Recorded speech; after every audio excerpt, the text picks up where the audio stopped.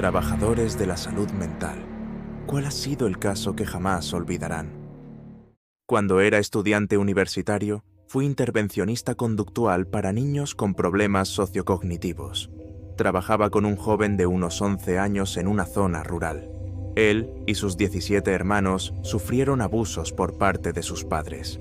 Era más agresivo que sus hermanos, y aunque la mayoría de los niños se quedaban con al menos un hermano, él estaba separado de todos ellos. Uno de los secretos más sucios que quizás desconozcas sobre ser padre de acogida es que recibes dinero extra por cuidar niños problemáticos. Su madre de acogida era horrible, posiblemente la peor mujer que he conocido. Apenas lo alimentaba y no hacía nada para solucionar sus problemas de comportamiento. Tenía entre 45 y 70 kilos de sobrepeso y se gastaba todo el dinero extra en máquinas de ejercicio. Literalmente tenía un cementerio de unas 15 máquinas de ejercicio en su porche. Sin mencionar el maltrato animal, tenía 4 o 5 pitbulls atados y desnutridos. Lo manejé bien. Tengan en cuenta que tenía 18 años. Era mi primer caso y no recibí absolutamente ninguna capacitación. Estaba trabajando con él y estaba mejorando. Pasó de visitas casi diarias al director a visitas semanales. Lo único que este niño necesitaba era amor, paciencia y un sistema de castigo firme pero suave que fuera confiable. Su madre de acogida no le daba nada de eso. Ansiaba tanto amor que la llamaba mamá y le decía cuánto la quería a diario. Era su octava madre de acogida. Unos 3 meses después de empezar a trabajar juntos, recibí una llamada de mi jefe mientras iba a visitarlo. Estaba internado y tuve que ser yo quien lo llevara al hospital. Recogerlo del colegio, ir directo al hospital y dejarlo allí. No tuvo oportunidad de despedirse de la madre de acogida, ni del perro al que tanto cariño le había cogido. Lo peor es que no me permitieron decirle a dónde lo llevaba. Me imagino el miedo que sintió al saber que no íbamos por el camino que él conocía.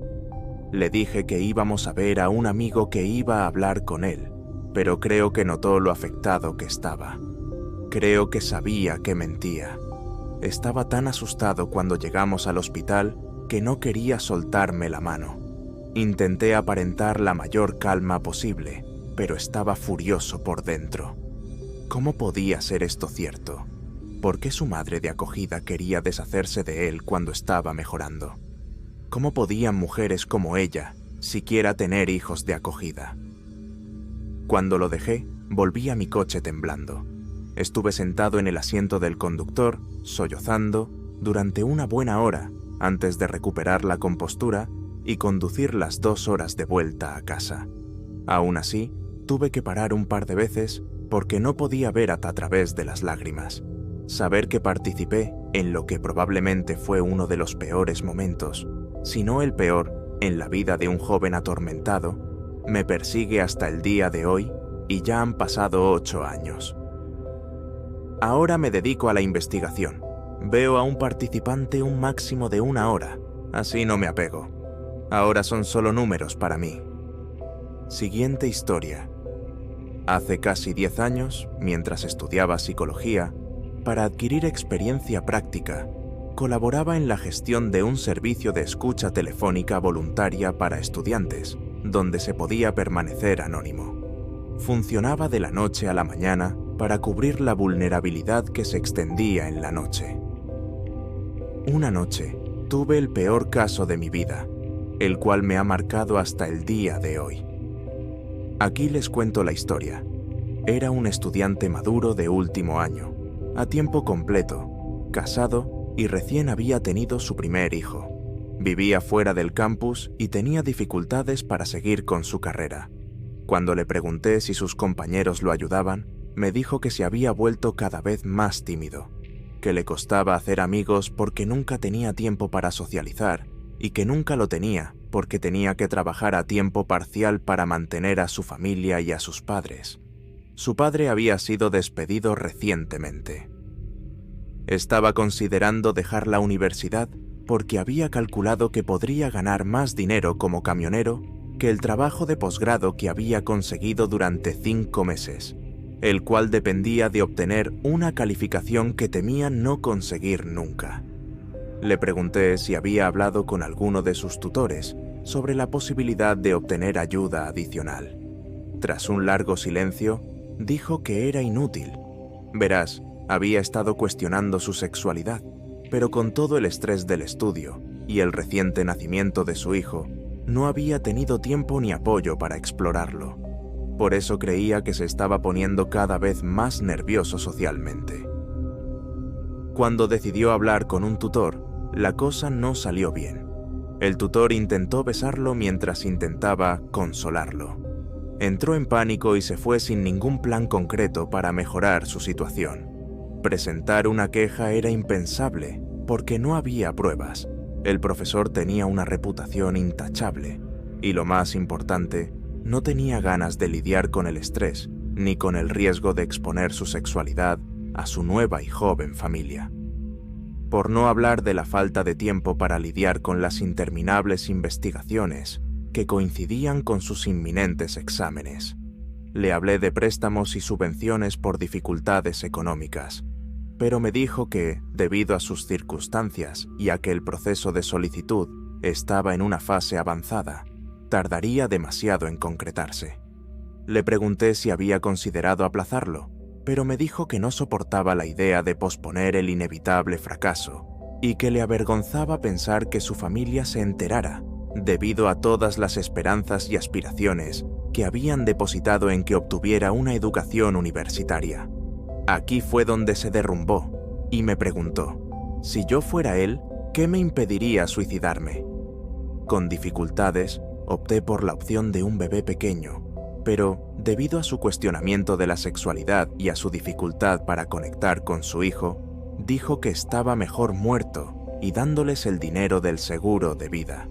Se sentía académicamente inútil, emocionalmente inactivo, físicamente agotado por las largas jornadas laborales, traicionado por sus tutores, económicamente inseguro y socialmente aislado. Él empezó a llorar. Les aseguro que oír llorar a un hombre adulto no se parece en nada a lo que se ve o se oye en las películas. Tanto es así que me llevó un minuto darme cuenta de lo que estaba pasando. Fue tan inquietante que todavía me da asco pensarlo. Hablamos un poco más y finalmente me dijo que, a pesar de saber que no podía hacer nada por él, se sentía mejor simplemente hablando abiertamente. Después de unas horas, hacia el final de la llamada, me dijo que yo era la única persona en el mundo que conocía toda la verdad y que, con toda probabilidad, sería la única. Es una experiencia surrealista saber que tienes esta perspectiva tan privada y secreta del alma de un completo desconocido. Después de ese turno, me afectó tanto que no pude dejarlo pasar. A pesar de toda la objetividad psicológica que uno debe mantener, es imposible ignorar el imperativo humano. Acepté un turno adicional la noche siguiente por si volvía a llamar, pero nunca lo hizo. Siguiente historia. Soy enfermera de una unidad de agudos para adolescentes. Llevo trabajando en esta clínica unos 3 años y he visto cosas, pero esta fue desgarradora. Había una chica, llamémosla Ellie, que llegó tras intentar estrangularse con una cuerda del poste de la cama. Tiene trastorno bipolar, ansiedad y, personalmente, creo que trastorno de estrés postraumático, pero su psiquiatra no estuvo de acuerdo. Tenía una psiquiatra que, sinceramente, no sé cómo no la despidieron. Apenas va a trabajar y tarda muchísimo en dar de alta a sus pacientes. En fin, Ellie tuvo un novio abusivo en 8º grado, que le rompió la nariz, la empujó contra las paredes y abusó de ella. Ella y su padre se mudaron del pueblo donde vivía el chico debido al abuso que sufrió y al acoso escolar. También tenía un pasado abusivo con su madre, que le gritaba constantemente, la insultaba y la golpeaba, y la madre entraba en un estado de psicosis mientras obligaba a Ellie a presenciarlo todo. De alguna manera, Ellie se mantuvo muy positiva, y como estuvo en la unidad de agudos, durante 21 días, se convirtió en una especie de figura maternal para los demás pacientes. Era muy respetuosa con el personal y era una de esas pacientes que querías que se fuera porque era tan dulce, pero también querías que se quedara por la misma razón. Ahora viene la parte horrible. Era el 16º día de Ellie en la unidad y estábamos viendo una película, como es habitual en nuestras instalaciones. Me enteré de que íbamos a recibir a otro paciente, lo cual era bastante normal, y vi el nombre del chico. Lo llamaremos Greg. Vi el nombre de Greg y sé que el exnovio abusivo de Ellie se llamaba Greg. Una coincidencia curiosa, pero no le di mucha importancia. Iba a estar en mi grupo hoy, así que después de revisarle la ropa y dejar sus cosas en su habitación, fui a buscarlo. También les dije a todos en mi grupo que teníamos un nuevo paciente, y como era habitual, Ellie estaba súper emocionada. Greg era un chico blanco, alto, delgado y pecoso, y no se diferenciaba mucho de cualquier otro paciente. Había intentado suicidarse por una sobredosis. Lo llevé a la habitación y les dije a todos que era Greg. Ellie no hizo su habitual saludo, el cual solía hacer con los nuevos pacientes. No, palideció y salió corriendo de la habitación. Greg parecía enojado. Entonces comprendí lo que estaba pasando. Acomodé a Greg y luego fui a buscar a Ellie. Para cuando llegué a su habitación, estaba en la cama hiperventilando, llorando y balanceándose como un ovillo. Dije su nombre y la alcancé, pero me pateó y empezó a sollozar. Entonces vi sus brazos. Había muchísima sangre y no tenía ni idea de cómo habría metido una cuchilla de afeitar en la unidad, pero lo hizo. Tuve que conseguir un botiquín de primeros auxilios y, para cuando regresé, había hiperventilado hasta el punto de desmayarse. Los cortes no fueron terribles. Mis compañeros de trabajo dijeron que habían visto cosas mucho peores, pero todos estaban muy impactados de que Ellie hubiera hecho algo tan grave. Estaba mejorando mucho y todos teníamos fe en ella, pero llegó Greg y obstaculizó enormemente su progreso. La trasladaron a otra parte de la unidad. Dejó de comer. Estaba en un estado lamentable y su padre exigía que la dieran de alta antes de tiempo por culpa de Greg. Finalmente, se fue, y fue una despedida agridulce. Por cierto, Greg era un paciente pésimo. Era uno de los pacientes que hacía agujeros en su habitación e insultaba a otros pacientes. Incluso tuvimos que ponerlo solo en una habitación porque sus compañeros le tenían mucho miedo. Incluso le tiró una silla a alguien que hablaba de Ellie. Ah, y por si la situación con los cortes de Ellie no fuera suficientemente inquietante, Greg le dio una paliza a uno de mis compañeros de trabajo favoritos. Se fue después de unos 10 días, lo cual era extremadamente inusual para alguien en su estado, pero fue porque iba a un centro de delincuencia juvenil. No sé qué le pasó a ninguno de los dos, y ya han pasado unos 5 meses. Espero de verdad que Ellie esté bien, aunque, sinceramente, he tenido mucha suerte con lo que he visto. Normalmente, ver cortes en los brazos de pacientes muy amables es lo peor. Siguiente historia. Una historia triste y escalofriante fue la de un padre cuyo hijo adulto ingresó en una unidad psiquiátrica. Era un encanto, ya que era una persona mayor y había sido científico en algún momento de su vida, algo que admiraba mucho. Yo estaba en la universidad por aquel entonces y trabajaba como secretaria en un hospital psiquiátrico.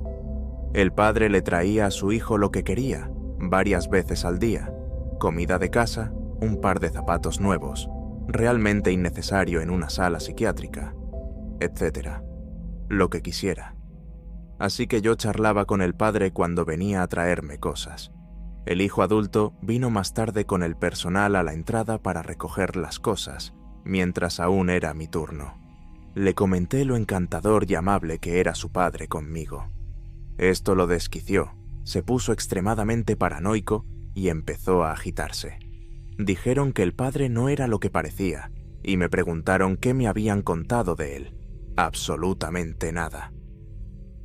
Una semana después, Después de que el hijo adulto fuera estabilizado y dado de alta, encontraron el cuerpo del padre brutalmente golpeado y tirado en un campo. Todavía me emociono al pensarlo. Siguiente historia. Trabajé en una cárcel hace unos años como oficial de custodia. Teníamos una unidad llamada celda de observación donde se colocaba a las personas por razones de salud, salud mental y seguridad. Trabajé en esa unidad durante un par de turnos de noche con un hombre con problemas de salud mental, con tendencias suicidas y autolesiones. El día anterior se cortó la muñeca derecha al introducirla en la abertura de la ranura de comida. La ranura siempre está cerrada y la abrimos cuando se sirve la comida o el recluso recibe su medicación. El día anterior, cuando le sirvieron la comida, metió la muñeca entre la pequeña puerta de la ranura y tiró de la mano, de modo que el borde de la puerta le arañó la muñeca. Se hizo un corte en la muñeca, por el que le dieron puntos. Al día siguiente, cuando trabajaba con él en mi turno de noche, alrededor de la 1 de la madrugada, saltó de la cama y empezó a gritar. Entonces, al verme mirándolo, se giró hacia mí y empezó a golpear la pared de cristal con rabia. Le decía que se calmara y se fuera a la cama. De repente, se detuvo, me miró fijamente y sonrió. Pensé que estaba a punto de hacer algo aterrador. Y sí, lo hizo. Se quitó el vendaje de la muñeca derecha. Para entonces, encendí las luces al máximo. Teníamos un interruptor para ajustar la intensidad de la luz, y en esta unidad, la luz permanece encendida. Ajustamos la intensidad según la hora del día. Lo siguiente que hizo fue arrancarse los puntos. Después de abrir la herida, me sonrió y procedió a morderla. Vi claramente que tenía un trozo de piel en la boca. Llamé a Código Azul por radio. Es un código de emergencia médica. Para cuando llegaron las enfermeras y otros auxiliares médicos, el tipo dio un segundo mordisco y esta vez se metió la capa exterior de la piel en la boca, arrancándola como si fuera un envoltorio de regalo que rompimos con entusiasmo. Veo que le colgaban varios centímetros de piel y la sangre goteaba a raudales. Lo llevaron al hospital y le administraron una dosis alta de su medicación para calmarlo. Siguiente historia.